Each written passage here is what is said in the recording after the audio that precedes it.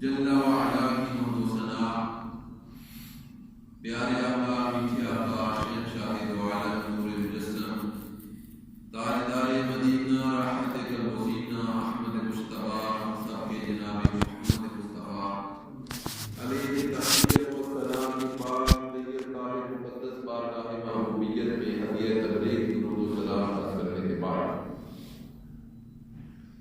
بندہ نچیز نے قرآن مجید فرقان حمید کی ایک آیت مبارکہ حدیثہ تلاوت کرنے کا شرف حاصل کیا ہے۔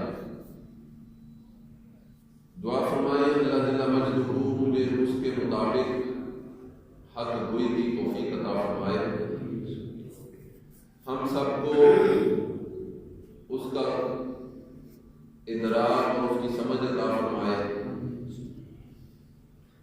اور پھر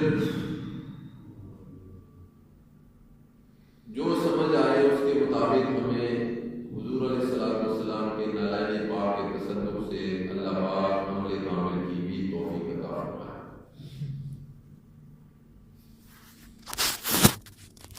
حضرات ذکران حسب وعدہ گزشتہ جمعۃ المبارک میں ہمارا ایک موضوع چل رہا تھا، تو میں نے عرض کیا تھا کہ بقیہ بشرط زندگی و صحت اللہ کریم جب موقع عطا فرمائے گا تو عرض کروں گا۔ موضوع وہیں سے ہم اس کو آگے لے کر چلتے ہیں۔ آیت مبارکہ کا سادہ سا ترجمہ فَادْخُلِي فِي عِبَادِي، بس تو میرے بندوں میں داخل ہو جا۔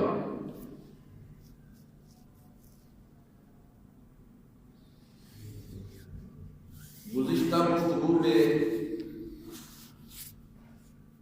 نفس کے مختلف مدارج اور اس کی مختلف اقسام کا ذکر ہوا،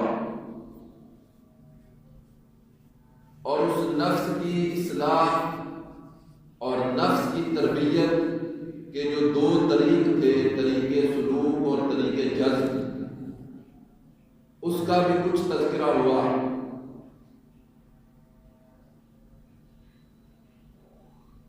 اور پھر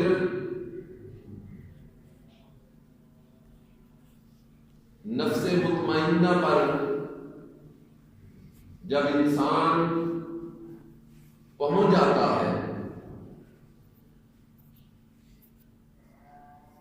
یعنی گناہ کی وادی سے نکل کر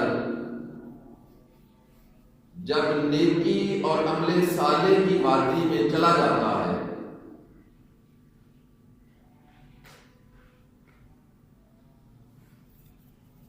وہ بندہ اس مقام پر راہ سلوک سے آئے یا راہ جذب سے آئے، جس راستے سے بھی آئے، جس طریق سے بھی آئے،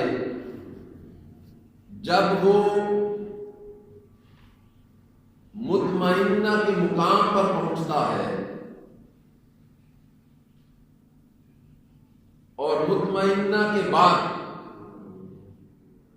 وہ اس حال میں جب خدا سے ملاقات کرتا ہے، خدا کی بارگاہ میں اس حال میں آتا ہے کہ راضیۃ مرضیہ، کہ بندہ خدا سے راضی ہوتا ہے اور خدا بندے سے راضی ہوتا ہے، تو اس حال میں اللہ کریم نے فرمایا کہ اب تو اس قابل ہوا ہے کہ اب آپ فَادْخُلِي فِي عِبَادِي، تو اب اس قابل ہوا ہے اتنی منازل طے کرنے کے بعد، اتنے مدارج طے کرنے کے بعد، اب تو اس قابل ہوا ہے کہ اب آپ میرے بندوں کی صف میں شامل ہو جائیں۔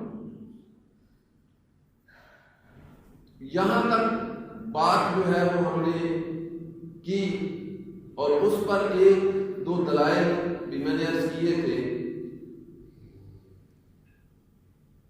اور ہم جو دوسرا کلمہ پڑھتے ہیں اس میں ایک لفظ آتا ہے عبدہ و رسول، تو ہم حضور علیہ السلام کی رسالت کی گواہی کے ساتھ ساتھ حضور کی عبدیت کی گواہی بھی دیتے ہیں۔ تو گزشتہ گفتگو یہاں پہ ختم ہوئی تھی کہ حضور علیہ السلام اللہ کے عبد ہیں، حضور علیہ السلام اللہ کے عبد ہیں، اللہ کے بندے ہیں۔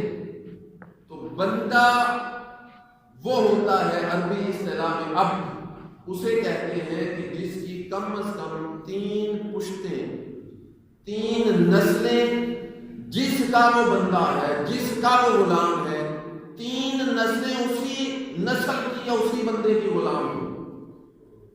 تو جو 3 نسلیں غلام در غلام ہوں اس کو عبد کہا جاتا ہے۔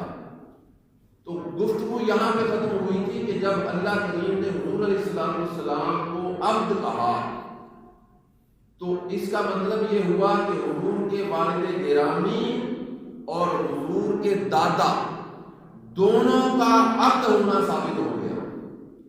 ایمان تو بہت پیچھے رہ گیا، پہلی سٹیج ایمان کی ہے، اور عبد 6 7ویں سٹیج پر جا کے جو ہے نا وہ بندہ بنتا ہے۔ تو حضور علیہ السلام کے والدین کریمین اور حضور کے دادا 3 پشتوں کا کم از کم جو ہے وہ ایمان صرف اس لفظ عبد سے ثابت ہوا۔ تو یہاں پہ گزشتہ گفتگو ختم ہوئی تھی، اب ہم یہیں سے آگے اس کو کنٹینیو کرتے ہیں۔ اب دیکھنا یہ ہے کہ حضور علیہ السلام کو عبد، ہم جو کلمہ پڑھتے ہیں بس وہی ہے عبدہ و رسول، یا کہ اللہ کریم نے بھی کہیں حضور علیہ السلام کو عبد کا لفظ استعمال کیا ہے قرآن میں؟ تو وقت کی نزاکت کے پیش نظر میں فقط ایک حوالہ قرآن سے دوں گا، ویسے تو اور بھی ہیں مگر میں دلیل کے طور پر ایک حوالے پر اکتفا کروں گا۔ اللہ کریم جل وعلا نے فرمایا کہ سبحان الذی اسری بعبدہ، پاک ہے وہ ذات جس نے اپنے بندے کو سیر کرایا۔ بعبدہ یہاں پر عبد کا لفظ استعمال ہوا۔ ایک حدیث میں آتا ہے کہ معراج کی شب اللہ کریم نے پوچھا محبوب آج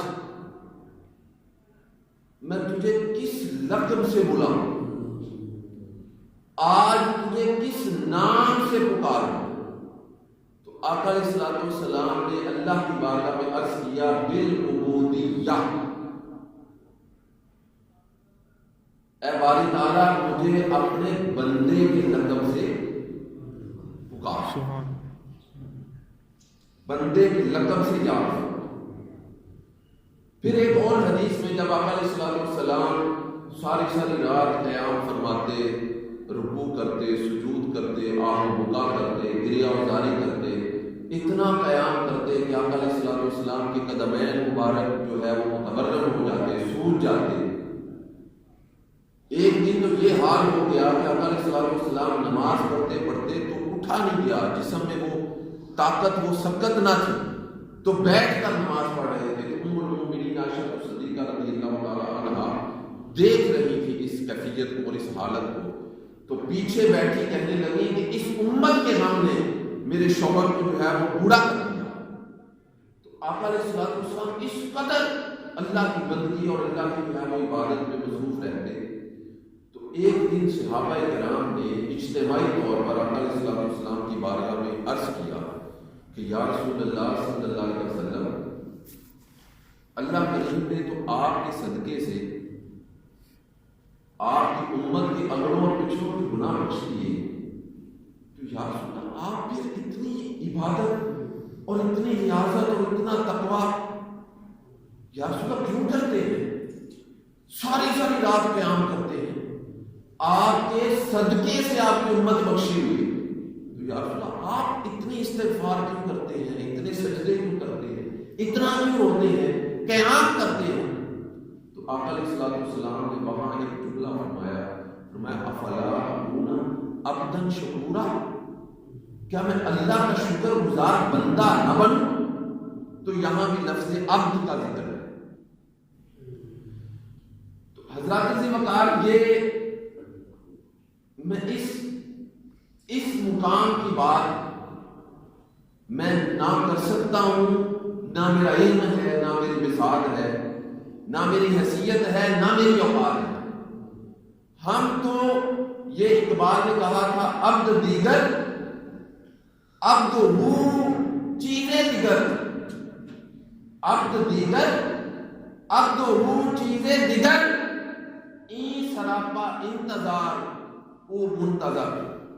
تو اقبال نے کہا تھا کہ عبد اور ہے، عبد ہو اور ہے۔ تو یہ جو عبد ہے یہ وہ ہے جو انتظار کرتا ہے، جو بندہ ہے وہ انتظار کرتا ہے اپنے محبوب کا، اپنے خدا کا، اپنے رب کا۔ اور عبد ہو وہ او سراپا منتظر، اور عبد ہو جو اللہ کا وہ بندہ ہے۔ اس عبد ہو سے قرآن نے حضور علیہ الصلوۃ والسلام کی ذات کو لیا، تو فرماتے ہیں کہ وہ جو بندہ ہے عبد ہو، وہ بندہ ہے کہ وہ انتظار نہیں کرتا، خدا خود اس کا انتظار کرتا ہے۔ تو ہم عبد ہو وہ تو بات کر ہی نہیں سکتے، ہمارا جو بھی موضوعی عبد ہے، اور وہ جو اللہ کے بندے ہیں جو عام حضور علیہ الصلوۃ والسلام کی ذات کے علاوہ حضور کے مقام، جو حضور کے غلام ہیں، وہ کون سے بندے ہیں؟ تو وہ کہتے ہیں نا، کسی ملازم کی اگر بات کی جائے تو وہ اس کے مالک کا پتہ دیتی ہے، کسی بیٹے کی بات کی جائے تو اس کے باپ کا پتہ دیتی ہے، کسی شاگرد کی بات کی جائے تو اس کے استاد کا پتہ دیتی ہے، کسی مرید کی بات کی جائے تو وہ اس کے پیر کی خبر دیتی ہے، اور جب کسی امتی کی بات کی جائے تو پھر اس کے نبی کی خبر ہوتی ہے۔ تو جب امتی کی بات کی جائے تو امتی کا حال اور امتی کا مقام یہ ہو تو پھر اس کے نبی کی شان اور نبی کا مقام کیا ہوگا؟ تو ہمارا موضوع نبی کی شان یہاں پہ نہیں، اور نبی کی شان تو امتی بیان کر ہی نہیں سکتا، امتی کے بس کی بات ہی نہیں۔ بڑے بڑے آئے اور شیخ سادی جیسے وہ یہاں آ کے خاموش ہو گئے، وہ کہتے ہیں کہ بعد از خدا بزرگ ہوئی کس سارا مختصر، وہ کہتے ہیں کہ یہ ہمارے اختیار میں نہیں ہے، ہمارے بس میں نہیں، بس خدا کے بعد سب سے بزرگ تو ہے، بس یہی پہ بات کرتا۔ تو حضور کی ذات اور حضور کی صفات اور حضور کے کمالات اور حضور کے شمائل اور حضور کے خصائل اور حضور کے معجزات اور حضور کی شان تمام کو یہ تو امتی بیان کر ہی نہیں سکتا۔ اب جب کر ہی نہیں سکتا تو پھر کرتا کیوں ہے؟ یہ بھی ایک بات ہے۔ جب حضور کی شان بیان کر ہی نہیں سکتا، حضور کا ذکر جس طرح حضور کے ذکر کا حق ہے کر ہی نہیں سکتا، تو پھر کرتا کیوں؟ تو وہ اس لیے کہ وہ بلند ذات ہے، پاک ذات ہے، بلند ذکر ہے، اور اس بلند ذکر کا جب ہم چھوٹے لوگ ذکر کرتے ہیں تو اللہ کریم ہمارے بھی مدارج بلند کر دیتا ہے۔ جب ان پاک ہستیوں کا اور حضور علیہ الصلوۃ والسلام کی پاک ذات کا اور حضور کے پاک جو ہے وہ کمالات کا، خصائل اور شمائل کا تذکرہ کیا جاتا ہے، تو وہ چونکہ پاک ذکر ہوتا ہے تو اس پاک کے صدقے ہم بھی پاک ہو جاتے ہیں۔ ورنہ اگر کوئی کہے نا کہ میں بیان کرتا ہوں تو یہ نہیں ہو سکتا۔ حضور کی شان، حضور کی شان وہ بیان کرے گا، یہ ایک فارمولہ یاد رکھیں، حضور کی شان وہ بیان کر سکتا ہے جس کو حضور کی شان کا حدود اربع جو ہے وہ معلوم، اور حدود اربع جو ہے حدود کا لفظ جب استعمال ہوگا تو وہ ایک باؤنڈری ہے، ایک دیوار ہے، ایک حد ہے۔ تو آقا علیہ الصلوۃ والسلام کی ذات کو اللہ نے لامحدود پیدا کیا، تو جو اللہ لامحدود کہے تو تم اس کو محدود اور حدود اربع میں کیسے لا سکتے ہیں؟ اس لیے وہ خدا جانتا ہے یا اس کا مصطفیٰ جانتا ہے، مصطفیٰ کیا ہے یہ خدا جانتا ہے، خدا کیا ہے یہ مصطفیٰ جانتا ہے۔ بس ہم جو ہے نا وہ جتنا ہمارا علم ہے، جتنی ہماری اوقات ہے، جتنی ہماری بساط ہے، جتنی ہماری نصیحت ہے، ہم اس کے مطابق بات کرتے ہیں۔ حضور کی بات اور حضور کی شان یہ امتی کے اختیار کی بات ہی ہے۔ بہرحال تو اب ہم جو ہے جو حضور کے امتیوں میں عباد ہیں، امتیوں میں ہم صرف ان کی بات کرتے ہیں کہ وہ کون ہے۔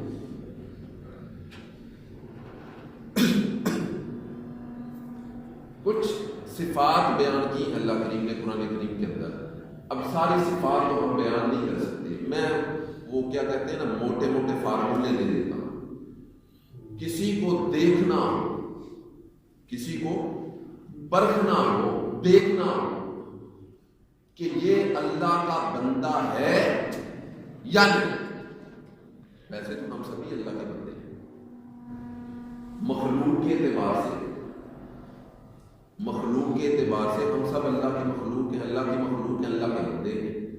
انسان ہونے کے ناطے بھی ہم سب اس کے بندے ہیں، اور وہ ہمیں بندوں کی صف سے نکالتا بھی نہیں ہے، ہمارا وہ انکار بھی نہیں کرتا کہ یہ میرے بندے نہیں ہیں۔ مگر آج ہم سب بندوں کی بات نہیں ہو، بندوں میں جن بندوں پر اسے ناز ہے، اور وہ کون سے بندے ہیں جو اس کے خاص بندے ہیں، جو ہمارا موضوع ہے کہ جب بندہ اس حال میں آ جائے، اس مقام پر پہنچ جائے کہ بندہ اللہ سے راضی ہو اور وہ بھی اللہ سے راضی ہو، تو پھر اس حال میں اللہ کہتا ہے کہ اب تو اس قابل ہوا ہے کہ اب میرے بندوں کی صف میں آ۔ تو وہ بندے کون سے ہیں؟ ہمیں صرف وہ ان بندوں کا جائزہ لینا ہے، اور یہ نبی کی بات نہیں ہو، یہ ابھی امتیوں کی بات ہو رہی ہے، امت میں ایسے بندے ہیں۔ اب وہ کون سے بندے ہیں؟ شیطان، میں کچھ علامات دینے لگا۔ شیطان جو ہے نا، شیطان جب اس کو برگلایا گیا، یہ بات سمجھانے کے لیے میں ایک مثال دینے لگا ہوں قرآن سے۔ جب یہ برگلایا گیا شیطان اور اس کو جنت سے نکالا گیا، رد کر دیا گیا، بہک گیا، تو اس کو جو ہے وہ ریجیکٹ کر دیا گیا، تو فرشتوں کا چونکہ کچھ عرصے کے لیے وہ استاد رہا تھا، یا وہ جو معلم کا اسسٹنٹ ہوتا ہے وہ رہا، تو فرشتوں کو بھی ایک جو ہے نا وہ پریشانی سی تھی کہ اتنی اس نے عبادت کی ہے اور ہمارا بھی یہ جو ہے نا وہ استاد رہا ہے، تو ایک بات پہ جو ہے نا وہ اس کی ساری عبادت اور سب ختم ہو گئی، تو ایک اندر بات تھی انہوں نے، تو اب اس کی عبادت کیونکہ جب ساری ضائع ہو گئی تو فرشتوں کو بھی تھا کہ ساری ضائع ہو گئی، اس عبادت کا کوئی رسپانس، کوئی صلہ تو ہونا چاہیے۔ ادھر ابلیس نے بھی اپنی عبادت کا صلہ مانگ لیا، تو اللہ تعالیٰ نے فرمایا ٹھیک ہے، دنیا میں تجھے اس کا صلہ دے دیتا ہوں۔ ایک روایت میں فرشتوں کو سفارش کی کرتا تھا کہ کچھ دے دو، اللہ تعالیٰ نے فرمایا کہ دنیا میں اس کا صلہ دے دیتا ہوں، دنیا میں، آخرت میں تیرا کوئی حصہ نہیں۔ بول، مانگ تو منہ سے مانگ، جو مانگے گا دنیا میں، دنیا میں، یہ بات ذہن میں رکھ، دنیا میں تو جو منہ سے مانگے گا تجھے وہ مل جائے مانگ، لیکن آخرت میں کچھ نہیں۔ اس نے کہا ٹھیک، فرمایا مانگو۔ کہنے لگا ایک تو مجھے جو ہے قیامت تک کی زندگی ہے، اللہ تعالیٰ فرمانا۔ اس نے کہا پھر مجھے اس زندگی اور موت پہ اختیار بھی دے۔ آج کوئی ہمارے سامنے کسی مردے کو زندہ کر دینا تو ہم پتہ نہیں اس کو غوث زمان اور پتہ نہیں کیا کچھ بنا دیں۔ یہ شیطان کے پاس مردے کو زندہ کرنے کی طاقت اس دن سے ملی ہوئی۔ اگر کوئی شیطان کا کوئی خاص کرندہ ہو تو وہ مردے کو زندہ کر سکتا ہے۔ یہ کوئی ولی کی نشانی نہیں ہے۔ اور ہمارا تو سارا پیمانہ کرامتوں میں رہ گیا، جس کی جتنی کرامتیں ہیں، جو جناب مریض کے اوپر ہاتھ پھیرے تو مریض ٹھیک ہو جائے۔ وہ وینٹیلیٹر پر تھا، ڈاکٹر نے جواب دے دی، اس نے جناب ہاتھ پھیرا، اٹھ کے بیٹھ، واہ واہ کیا بات ہے، یہ کوئی اللہ کا خاص ہے۔ یہ کرامتیں پیمانہ نہیں ہے، یہ اصول ذہن میں رکھیں۔ شیطان کی طاقت بتا رہا ہوں جو اللہ نے دی ہے اس کو۔ اس نے کہا مجھے زندگی دے قیامت تک، فرمایا ہو گئی۔ اس نے کہا زندگی پر اختیار بھی دے، زندگی اور موت، وہ جس کو چاہے وہ مار سکتا ہے اور جس کو چاہے زندہ کر سکتا۔ اس نے کہا پھر مجھے اتنا اختیار دے کہ میں خون میں خون بند کر کے جسم میں حرکت کر سکتا۔ جو مانگتا گیا ملتا گیا، کیونکہ دنیا کا۔ اس نے کہا مجھے اختیار دے، میں جو شکل چاہوں، جو جسم چاہوں میں اس میں بن جاؤں۔ میں ٹھیک ہے۔ اس نے کہا پھر ایک اور چیز مانگی۔ اس نے کہا مجھے یہ بھی اختیار دے، میں تیرے مقابلے میں اپنا پورا نیٹ ورک تیرے مقابلے کا بناؤں۔ دنیا میں نا، قیامت آنے سے پہلے تک تو اللہ پاک نے فرمایا دنیا میں ملے گا، جو مانگے گا ملے گا، اللہ پاک نے دے دی۔ اب جیسے اللہ رب ہے نا تو وہ بھی رب بنا ہوا ہے۔ جیسے اللہ کا ایک نظام انبیاء ہے، اس نے بھی انبیاء رکھے ہیں۔ اللہ کا نظام ہے، اولیاء ہے نظام قدرت چلانے کے لیے، غوث کتب ابدال اوتاد جو ہم اصطلاحات یوز کرتے ہیں، استعمال کرتے ہیں، اس نے بھی یہ سارا نیٹ ورک رکھا ہوا۔ اب جب یہ ساری پاور مل گئی نا اسے، ساری پاور دیکھو کتنی، گویا کہ اللہ سے لی، اس نے اللہ سے لی، اللہ سے ہے، مگر اللہ کے مقابلے میں اپنی طرف سے اس نے برابر کی پاور دی۔ زندگی موت کا اختیار لے لیا، خون میں خون بن کے صلاحیت کرنے کی پاور لے لی اس نے، خیال میں خیال بن کے جو شکل جو جسم چاہے وہ اختیار کر لے، کسی جانور کا چاہے، کسی انسان کا چاہے، جو چاہے وہ بن جائے۔ یہ پاور لے لی اس نے۔ پھر اس نے پورا اپنا نیٹ ورک لے لیا۔ ایک کمپنی ہوتی ہے نا، ایک کمپنی، تو ایک کمپنی کا باس ہے، ہیڈ ہے، پھر آگے اس کے ملازمین ہیں، تو اب اس کے مقابلے میں ایک دوسری کمپنی مقابلے میں آ رہی ہے، تو مقابلہ تو ہے نا، تو اس نے اللہ کے نظام قدرت میں برابر کا پورا نیٹ ورک لیا اللہ سے۔ جب سب لے لیا نا، پاور لے لی، تو پھر اس نے کہا فَبِعِزَّتِكَ لَأُغْوِيَنَّهُمْ أَجْمَعِينَ۔ یہ قرآن۔ اس نے کہا اے مالک، لیا تجھ سے ہے لیکن اب میرے پاس اتنا کچھ آ گیا ہے۔ مردود تھا، کم ظرف، کمینہ، جو خاندانی لوگ ہوتے ہیں نا، جو بڑے ہوتے ہیں، جو نسلی،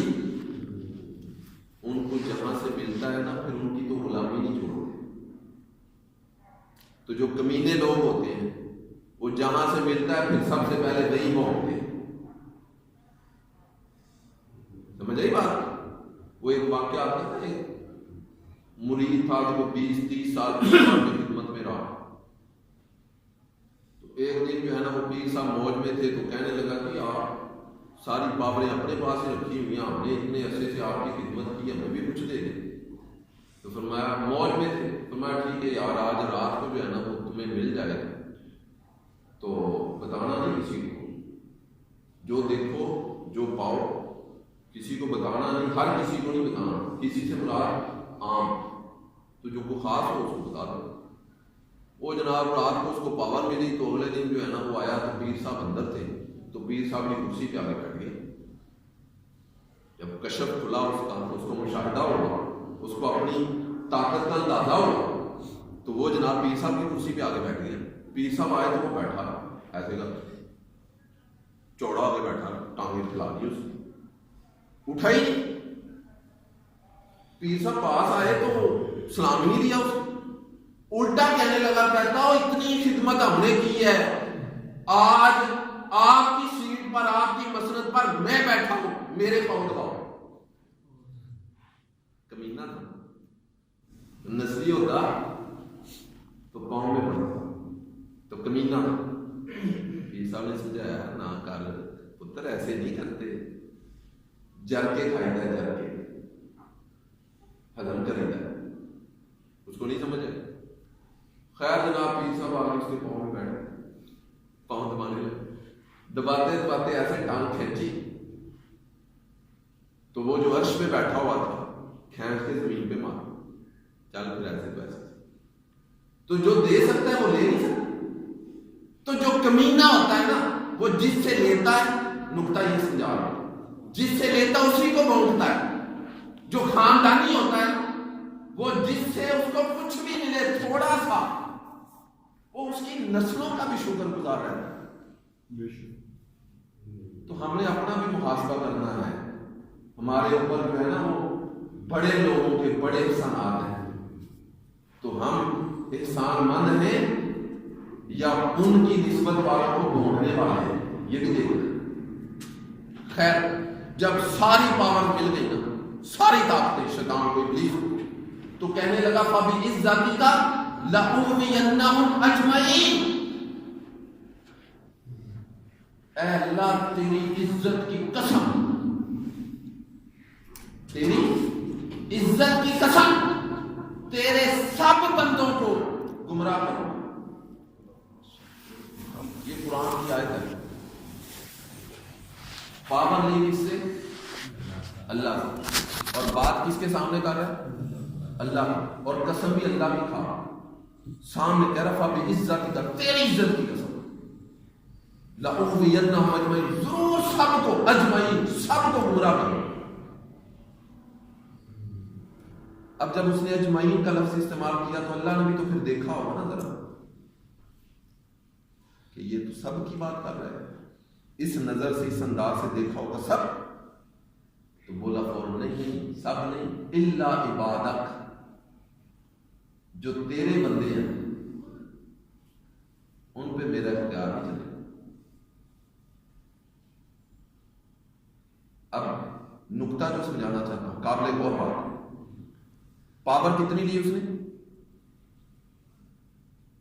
زندگی اور موت، زندگی اور موت. بولے تو صحیح، مردے کو زندہ کر سکتا ہے، زندہ کو مار سکتا ہے.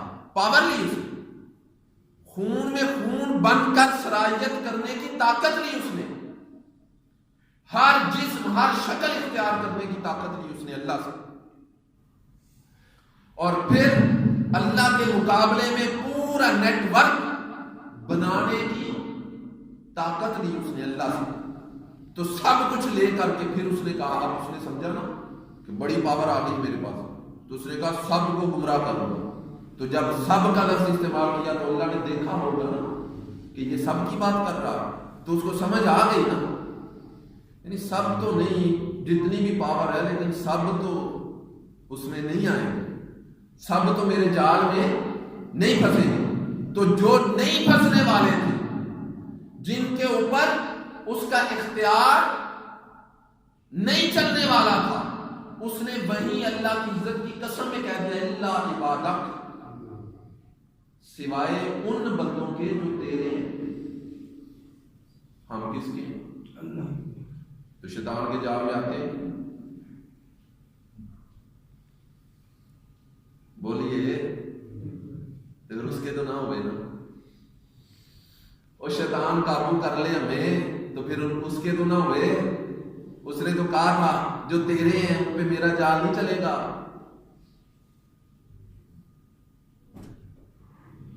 اور ہم تو ٹگے ٹگے پہ بکنے والے بندے ہیں۔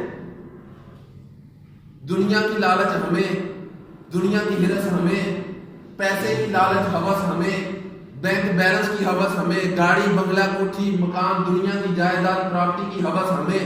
اس ہوس کے لیے گناہ اور نیکی کیا ہے، حرام اور حلال کیا ہے، رشوت اور سود کیا ہے، تمیز کوئی نہیں۔ تو جب ہم اس کے جال میں آ گئے تو اس کے بندے تو نہ، شیطان کے جال میں جب آ گئے تو پھر رحمان کے بندے تو نہ ہوئے۔ تو اس نے تو کہا تھا نا کہ میں سب کو اپنے جال میں لے آؤں گا مگر جو تیرے ہوں گے وہ نہیں آئیں گے۔ اب یہ ایک پیمانہ ہے، اگر ہم رحمان کے ہیں تو پھر شیطان کا جال ہم پہ چل نہیں سکتا، اور اگر شیطان کا جال ہم پہ چل گیا اس نے ہمیں اپنے کسی ایک جال میں بھی پھنسا لیا ہے، کسی ایک میں۔ اب یہ سب کو پتہ ہے، بتانے کی ضرورت نہیں ہے، بندے کو پتہ ہوتا ہے یہ جو میں کام کر رہا ہوں یہ رحمان کا ہے کہ شیطان کا ہے، بندے کو پتہ ہوتا ہے، بتانے کی ضرورت نہیں۔ اللہ نے بندے کے اندر اتنا وہ شعور رکھا ہے، اندر ایک چپ رکھی ہے، اس کے اندر سارا ڈیٹا موجود ہے۔ بندے کو ہر گناہ اور ہر نیکی، بندہ جو کام کرتا ہے بندے کو پتہ ہوتا ہے یہ کام شیطان کا کر رہا ہوں یا رحمان کا کر رہا ہوں، بندے کو پتہ ہوتا ہے۔ تو بس یہ ایک پیمانہ ذہن میں رکھے، اگر شیطان کے جال میں پھنس جائیں تو پھر سمجھ لیں کہ ہم رحمان کے نہیں ہیں۔ رحمان کے وہی ہیں جو شیطان کے قابو نہیں آتے، جو مرضی کر لے، اور شیطان ہمیں ایک بات پہ ورغلا لے تو پھر ہم رحمانی تو نہ ہو، شیطانی ہوئے، رحمان کے نہ ہوئے، شیطان کے۔ خیر اب بھئی اب جب رحمان کے وہ نہیں بن سکتے، مانتے رحمان کو ہیں، شیطان کو مانتے نہیں ہیں، مانتے رحمان کو ہیں، شیطان کو مانتے نہیں ہیں، مگر شیطان کا حملہ اتنا تیز ہوتا ہے کہ ہمیں سمجھ ہی نہیں آتی، ہم اس کے قابو آ جاتے ہیں۔ تو پھر کیا کرنا چاہیے؟ تو پھر وہ جو جن پہ شیطان کا نہیں چلتا نا، پھر ان کے ساتھ لگنا چاہیے۔ دو ہی باتیں ہیں نا، یا رحمان کے بندے یا شیطان کے بندے۔ اب ہم ہیں رحمان کے، قابو ہم شیطان کے آ جاتے ہیں، تو رحمان کے پھر اصل بندے تو نہ ہوئے، خالص تو نہ ہوئے، کچھ دگڑ مگڑ ہے نا، کچھ ملاوٹ ہے نا، مانتے نہیں ہیں ہم اس ملاوٹ، اس شیطان کو مانتے نہیں ہیں، مانتے رحمان کو ہیں، مگر ہم شیطان کے قابو چڑھ جاتے ہیں۔ تو پھر اس کا کیا حال ہے؟ اس کا حال ہے کہ جو شیطان کے قابو نہیں چڑھتے پھر ان کے ساتھ لگ جائیں۔ اب پہلی نشانی ہے اللہ کے بندوں، پہلی نشانی کہ وہ شیطان کے قابو نہیں آتے، شیطان ان سے دور بھاگتا ہے، شیطان ان سے پناہ مانگتا ہے، شیطان جتنے بھی جال بچھا لے وہ اس کے قابو نہیں آتے۔ یہ پہلی نشانی ہے، وہ ہوتے ہیں اللہ کے بندے۔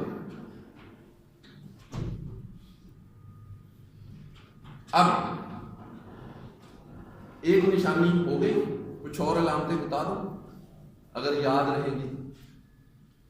جو علامتیں اگر کسی بندے میں ہوں وہ علامتیں، تو پھر ان کے ساتھ ضرور تعلق ہونا چاہیے۔ پہلی علامت کیا ہے؟ پہلی علامت کہ وہ شیطان کے جال میں نہیں آتا، اور شیطان کے جال بڑے بڑے کمال ہوتے ہیں، بڑا پڑھا لکھا ہے اور ہر بندے کو اس کے حساب سے آ کر کے اس کے سامنے اپنا جال بچھاتا ہے۔ بندے کے لیول پر آ کے بات کرتا ہے، بہت پڑھا لکھا۔ اب یہ جو بندے ہیں نا جن کی نسبت ہم نے لینی ہے، عرف عام میں ہم ان کو پیر فقیر کے نام سے جانتے ہیں۔ وہ جی پیر صاحب کی بیعت کر دو، چلو ہم شیطانی حملوں سے بچ جائیں، یہی ہوتا ہے۔ تو پیر خود شیطان کے حملے سے نہ بچا ہو تو مرید کو کیا بچائے؟ پیمانہ تو ہونا چاہیے نا، تو کیسے پتا چلے گا؟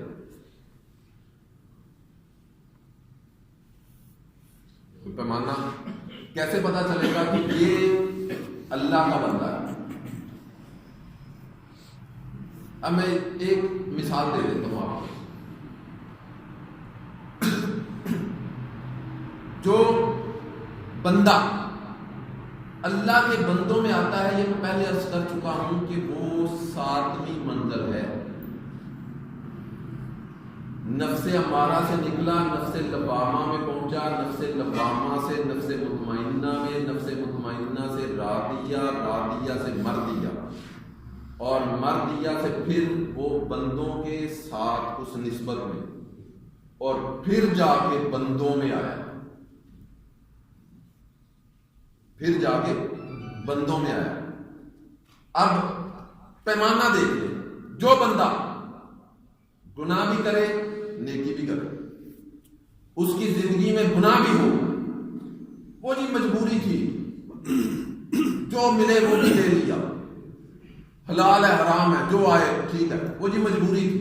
تو جو بندہ وہ بھی کرے اور وہ بھی کرے تو سمجھ لیں کہ وہ ابھی وہ بندہ نہیں۔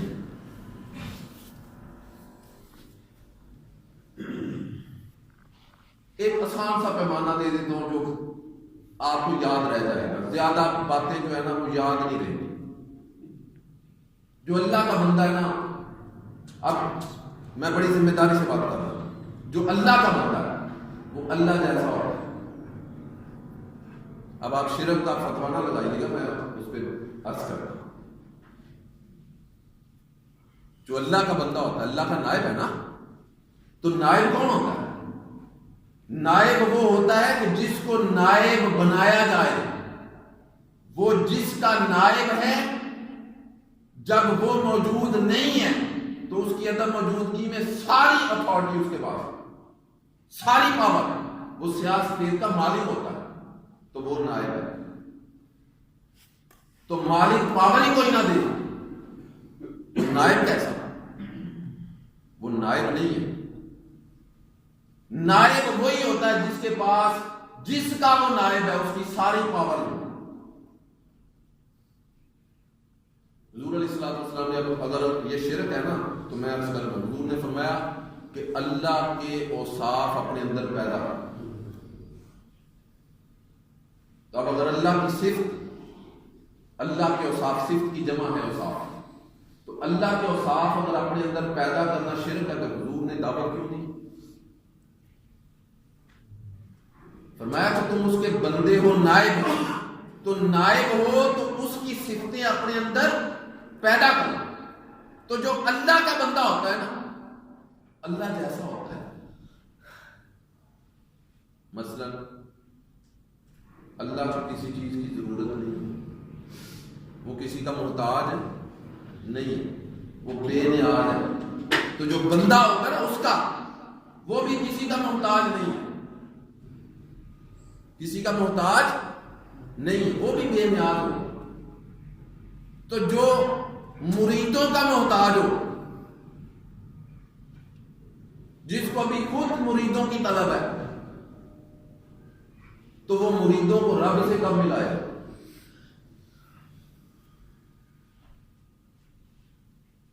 پھر لم یلد ولم یولد، اللہ کا کسی سے بلڈ ریلیشن نہیں ہے۔ اب بندہ بھی اس لیول پر آئے گا، اس کا بندہ ہے، کیا مطلب اب اس کا؟ یہ تو ہو ہی نہیں سکتا،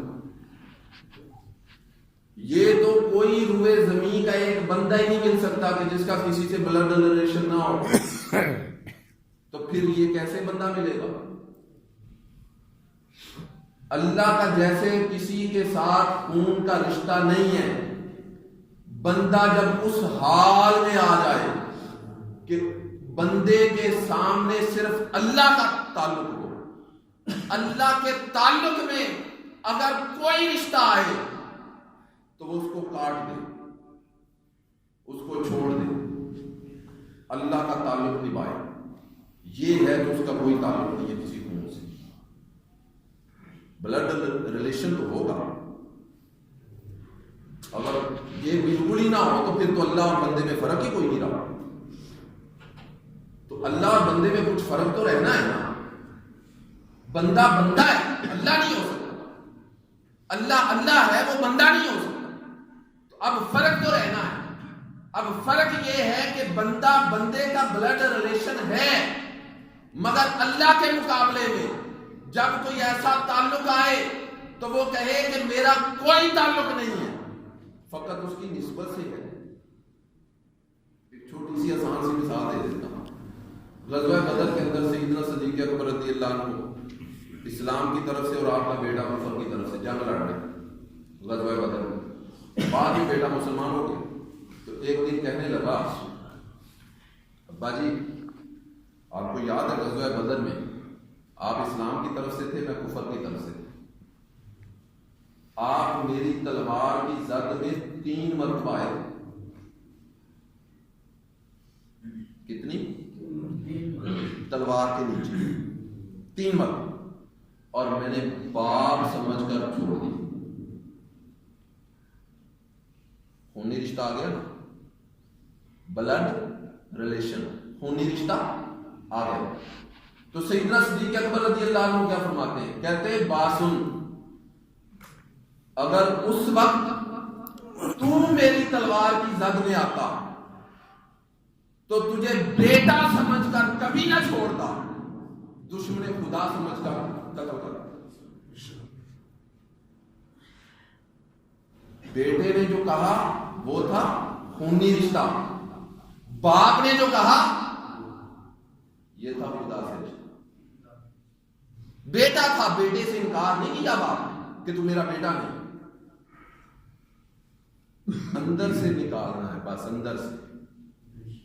یہ ریلیشن تو ایسے ہی رہیں گے، یہ نہیں ختم ہو سکتے۔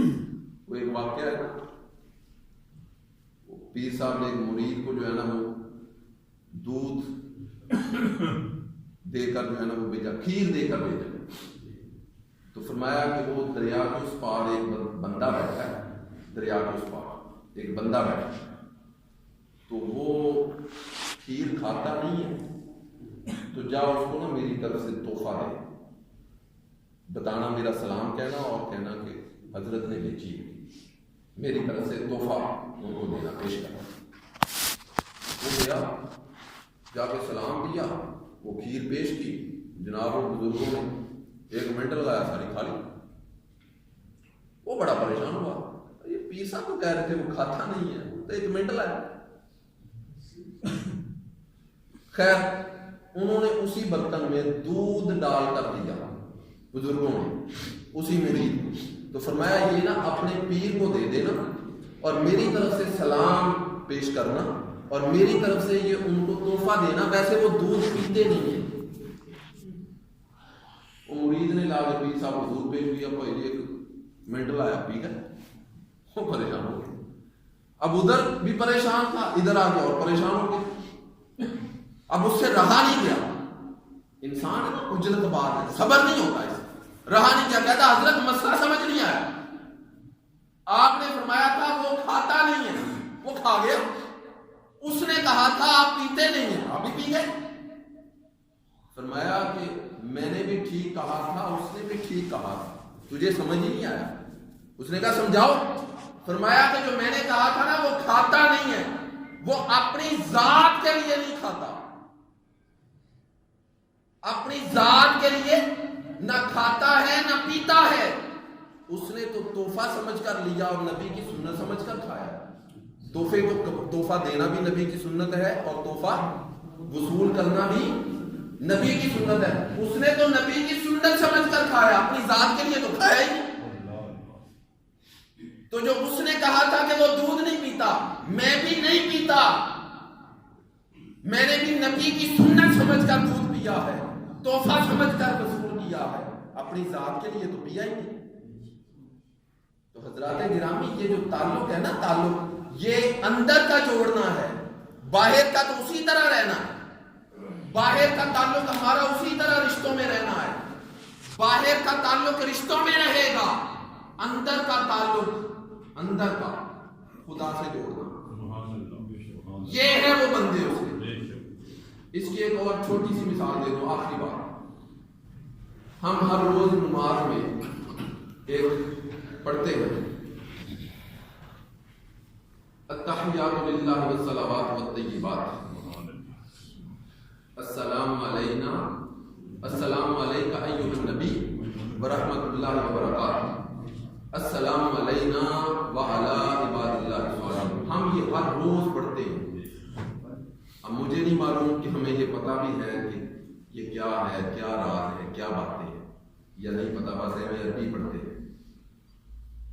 تو اللہ پاک نے پوچھا محبوب آئے ہو تو کیا لائے؟ عرض کیا تحیات للہ والصلوات، ساری باتیں کھولی پھیلی مولا تیری، تیرے عاجزی۔ اللہ پاک نے آگے سے فرمایا السلام علیکہ ایھا النبی، اے نبی فقط تجھ پر سلام، فقط تجھ پر، صیغہ واحد استعمال کرنا ہے فقط سمجھانے کے لیے، فقط تجھ پر۔ آپ مجھ سے سلام لیں، میں آپ سے سلام لوں، تو آپ یہ نہیں کہیں گے السلام علیکم، آپ کہیں گے السلام علیکم، اور میں بھی آگے سے کہوں گا وعلیکم، السلام علیکم وعلیکم السلام، وعلیکم جمع کا صیغہ۔ مفسرین نے لکھا ہے کہ ایک بندہ اور دو اس کے فرشتے، تو تین ہوئے، تو تین کے لیے کون کا لفظ استعمال ہوتا ہے۔ تو اللہ پاک نے حضور کو علیکہ کہا، حضور کے فرشتے کہاں؟ ساتھ نہیں، وہ جبرائیل نیچے رہ گیا تھا، تو یہ کہاں تھے؟ یہ تو بہت نیچے تھے۔ وہاں اللہ نے علیکہ کی ضمیر واحد استعمال کر کے بتا دیا کہ محبوب اس وقت میرے سامنے فقط تو اکیلا، تجھ پر سلام دے رہا ہوں، ورحمۃ اللہ وبرکاتہ، اللہ کی رحمت اور اس کی برکت۔ اور محبوب نے اسی موقع پر آگے سے جواب دیا السلام علینا، ہم پر سلام۔ ہم سلامتی، سلام کا کیا مطلب ہے؟ سلامتی، ہم جب سلام دیتے ہیں اس کا مطلب تم سلامت رہو، علینا ہم سلامت رہیں۔ سلامتی کا مطلب سلامت، محفوظ، بچے رہنا۔ اب حضور اللہ نے کہا محبوب اس وقت میرے سامنے میری نظر میں فقط تو اکیلا ہے، تو صیغہ واحد۔ محبوب نے اسی وقت جواب میں کہا علینا، ہم۔ کیا مطلب؟ اللہ غلط کہہ رہا ہے یا محبوب غلط کہہ رہا ہے؟ وہ کہہ رہا تو فقط اکیلا ہے، وہ کہہ رہا میں اکیلا نہیں ہوں، ہم ہیں۔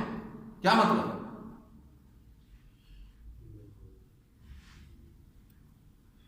نہ خدا غلط نہ رسول غلط، دونوں سچے ہیں۔ اللہ نے جب کہا محبوب تو فقط اکیلا ہے، وہ بھی ٹھیک کہا، کیونکہ اس کے سامنے محبوب اکیلا تھا۔ اس کے تصور میں اور فزیکلی وہاں محبوب کے علاوہ کوئی تھا ہی نہیں۔ اور محبوب نے جب کہا علینا، ہم پر سلام، ہم سلامت رہے، تو محبوب کے تصور میں ہم گناہگار امتی تھے۔